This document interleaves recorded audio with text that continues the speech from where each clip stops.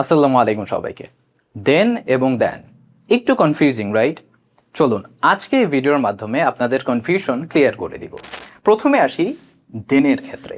দেন শব্দের অর্থ হলো এরপর। একটা এক্সাম্পল দিয়ে বুঝিয়ে বলি, finish the task then play. অর্থাৎ আগে কাজটা শেষ করো, এরপরে খেলো। এই জন্য এরপর বোঝাতে আমরা দেন ব্যবহার করেছি।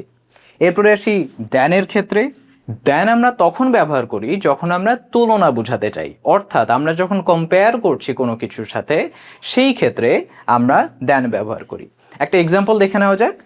She is taller than me. অর্থাৎ মেয়েটি বা সে আমার থেকে লম্বা। এই বাক্যটাতে আমরা তুলনা করছি এবং এর জন্য আমরা দেন ব্যবহার করেছি।